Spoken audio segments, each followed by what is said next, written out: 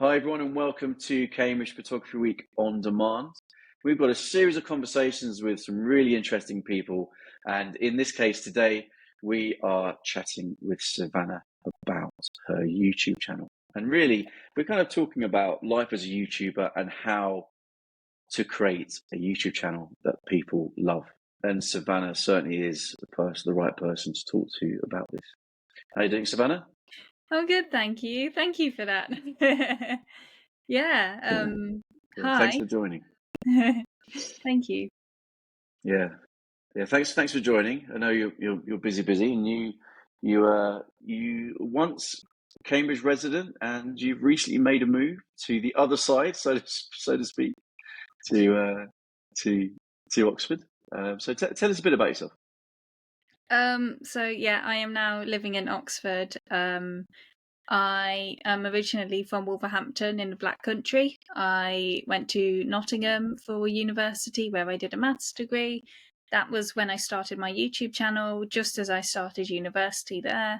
Then I went to Cambridge. I did a master's there and then stayed for another year. Was a frequent visitor to Campkins, usually to see Ledley, the dog. Brilliant. Yeah, And Ledley's great. Love him. Yeah. he's great. And yeah, now I have moved to Oxford where I'm working as a school liaison and access officer for University College, Oxford. And that involves kind of negotiating with schools and raising aspirations of underrepresented groups of kids in higher education, encouraging them to consider Oxford and Cambridge and top universities. Brilliant. That's great. That's really nice to hear. It's it's a really important role, and it's great that you've got institutions like Oxford actually just focusing on that, definitely. And so you obviously, you keep busy. Not only do you. It's great to see you interacting with our stuff on Instagram, and it's great to see you when you were coming into the shop. But along with all that, and along with your work, you also have this YouTube channel. So tell us a bit about that YouTube channel. So I remember considering starting a YouTube channel at school, but I don't know if it's teenage sensibilities or something. But I thought, oh, it's a bit embarrassing, isn't it? It's not really cool. Perhaps if people find out that I'm doing this. So I think I was a bit put off in that aspect. But once I reached university, I think for a lot of people, university is a blank slate. I was yeah, I just decided I'll just take the leap into it, take the plunge. And part of that was because I had also signed up to work as what was called a digital ambassador at Nottingham University. And I think it's called student content creator now, but it's essentially current students at the university who make content for the university social media channels. It can perhaps be a day in my life at Nottingham, or it can be what you should pack to come to university, and just kind of talking about your life. And I remember that we did a campaign about student mental health, which was really successful. So it was really good that we were still able to make a difference in that way. As part of that, I thought, I'm making YouTube videos anyway, I might as well make them for my own channel. And I Yeah, suppose, lovely. Yeah. yeah, I think perhaps the business cogs were turning a bit there as well. And I was thinking, well, if I make videos for the university YouTube channel, then maybe that could, in some small way, help boost the growth of my personal channel. And I think it did a little bit, yeah. So that was how I got my Brilliant. YouTube And channel. what's it called then? What's your YouTube channel called?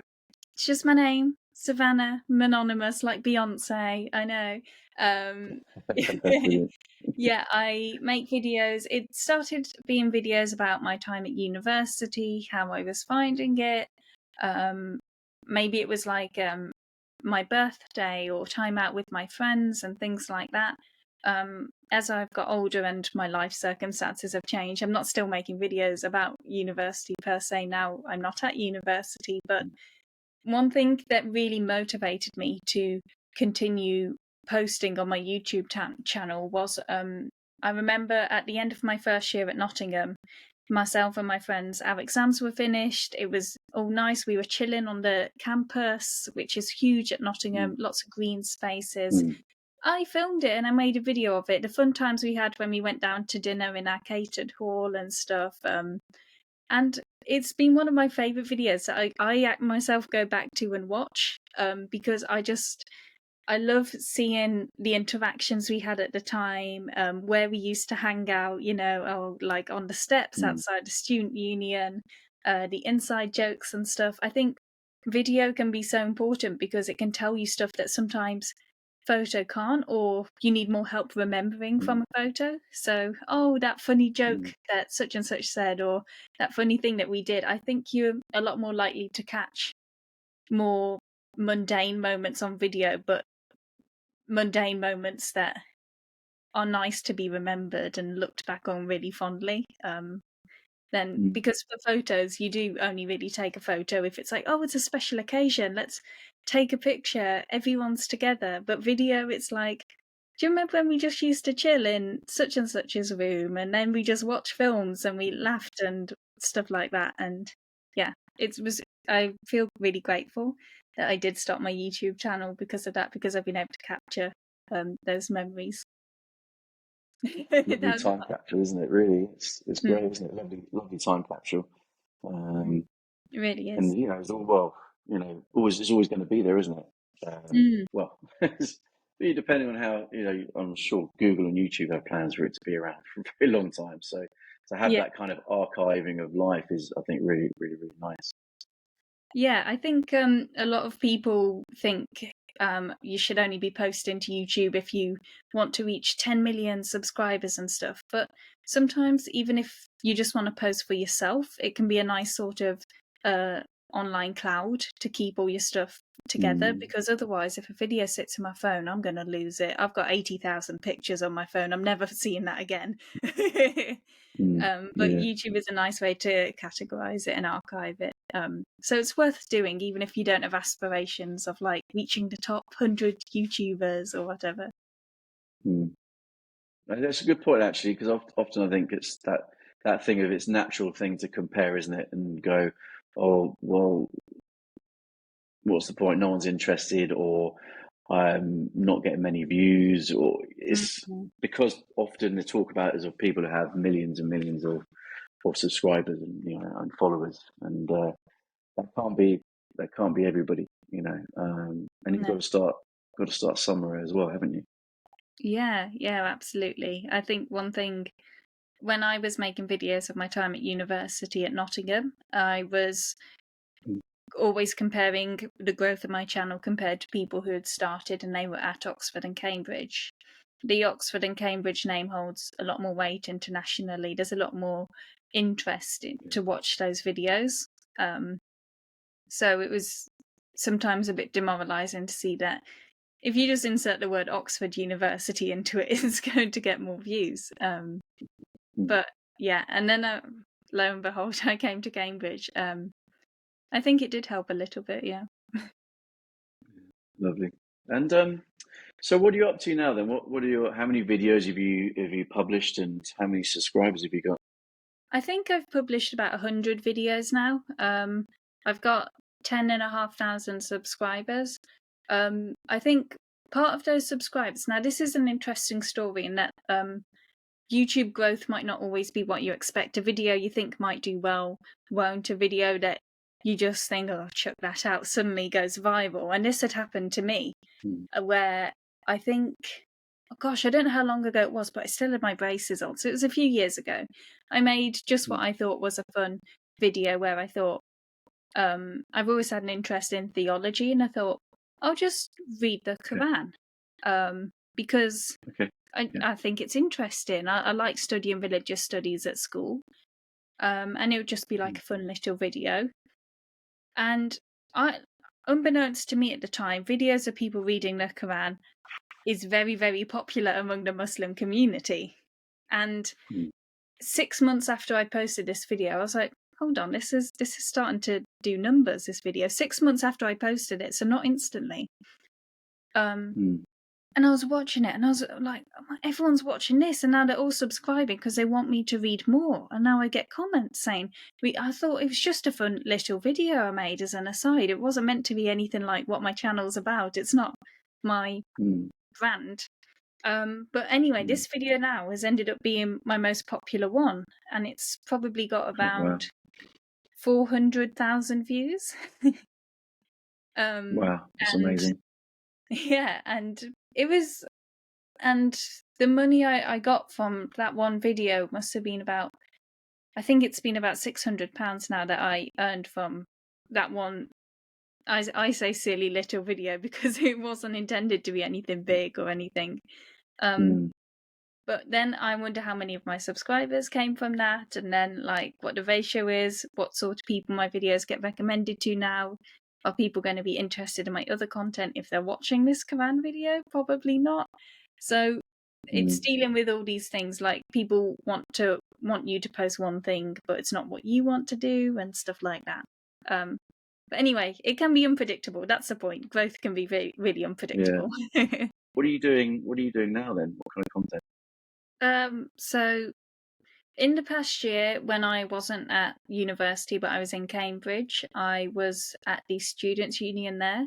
I was initially quite Okay. excited to start making videos about that because being on the Students' Union, we sit on a lot of committees at the university level, make like university level decisions, get lots of interesting information and stuff.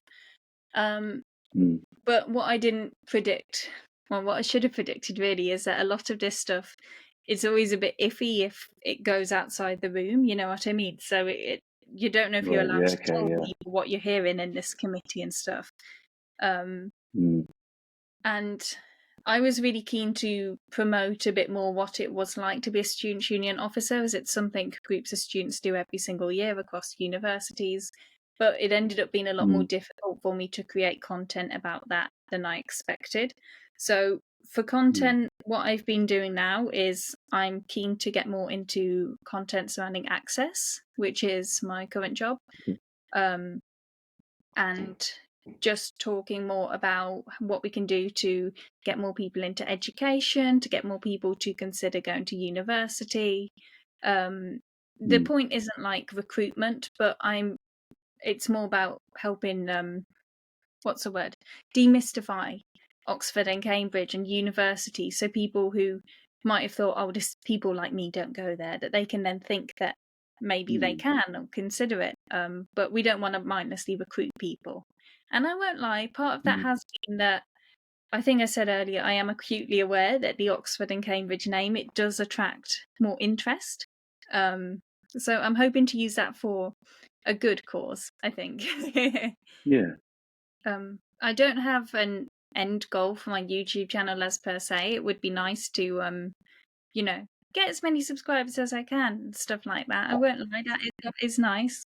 Um, Mm. but I have noticed that a lot of people like me who started out making videos about university life, their channel flatlines. It really struggles once they leave university. It makes sense why it Mm. does, but suddenly people aren't as interested in your graduate job, which makes sense. Mm.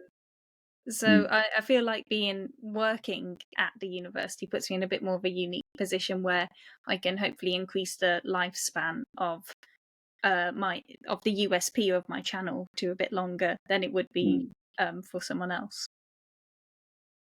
So, and your channel will evolve with the people who are watching it as well, because they change as well, as Yeah. well as you, as well as you. So that's really nice to hear. How do you find the time to do it? Because it's not just a case of you know whacking a video up on YouTube, is it? Yeah, I think one thing that did attract me to YouTube initially was the money is always the thing. It's like, well, this could be a way I could earn a little bit of money on the side, and I don't have to commit to a job that's 8 hours a week or something. Um, Mm. so it's difficult. Like some people have really successful channels, and their one thing will be to upload once a month, but then the whole month is spent working on this one video. Or Mm. some people will try and post one every single day, and I tried doing that for a short amount of time, but very quickly got burnt out.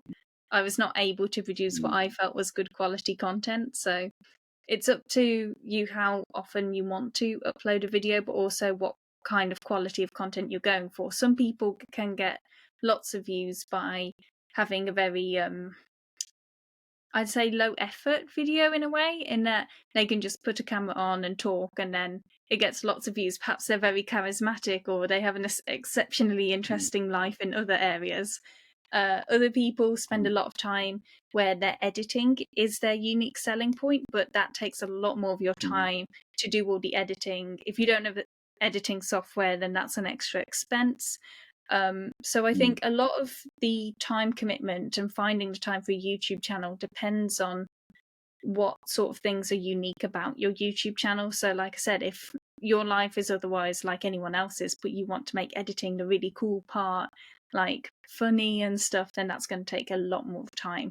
For me, I try and do it at the weekends. I have ADHD, and if I can't create the video, edit it, and upload it all in one go, then it's never seen the light of day. I just lose it. I lose the motivation to do it. So for me, it's really important to block out like a couple of hours to plan the video, film it, edit it, upload it, make the thumbnail, and then just go. Because otherwise it's not happening. So usually 2 hours on a Sunday whilst the sun's out, and I've got good lighting. It's good. That's good. It's very good advice, I think, definitely. And actually doing it that way as well means that that maybe not procrastinating too much about things as well, and kind of going, oh well, I'm going to do something over a couple of weeks. But maybe certainly to start with, it's that's a good thing, and it's a formula that's working for you, with now that you've gone past 10,000 subscribers. What would you say about if anyone's thinking about setting up their own YouTube channel, photographer who's going, actually, you know what, I dabble in a little video myself, but don't have to be like this big YouTuber to be a YouTuber, to get on YouTube. What advice should you give them for anyone starting out? Gosh, I think for me it's start like right now, because I always wish I'd started earlier. I just wish I'd been doing it earlier. So I'd say don't put it off. Make sure you do get content out there. And I think the beauty of YouTube is that, unlike a lot of stuff in the arts and creative sector, you don't have to be like 19, young and beautiful and gorgeous to have a successful YouTube channel. It is for everyone. And people are keen to listen to you and watch your content no matter what you look like or what you do. There's always something interesting in your content that you can find. There's YouTube videos for channels that have become successful for all sorts of things now. There's one called Nate the Huff Guy, and he repairs cows' hooves, and that's become one of the most successful YouTube channels. Just videos of him like getting stones out of cows' hooves. So even if you don't think, if you don't think like your job or your life is interesting, there's definitely something in there that people want to watch, no matter what it is you do or what content idea you have. Your life is more unique and interesting than you realize. So look at what you do and try and look at it with fresh eyes and see what other people might find interesting about it. Use your knowledge and experience in what you already have. That was a convoluted answer. Yeah, love it. Yeah. No, it's good. No, look, absolutely, it's lovely. I think it's I think everyone has something they can offer, and you say there's always an audience for something that you've got to say. So I think it's very, very, very good advice. But what we'll do is we'll drop a link to your channel so people can have a look. And if they've got any questions, they can always comment on our channel, or pop over to your channel and get in touch. But I really appreciate it. It's been a good chat. It's you started some point. You took that first step of publishing, on YouTube, and now you've got thousands of followers. So long may that trend continue, and you keep it going. Thank you. And even over here in Oxford, I'm always going to be nipping back into Campkins whenever I'm back in Cambridge. I'm sure Ledley's been like barking your name a little Oh. bit. It's- You hear it a certain way. I'm sure he's been asking for you. So yeah, it'll be good to see you back in the shop. And yeah, thanks for joining. You have a good Thank you rest of the so day. much. Thank you. You too. Bye.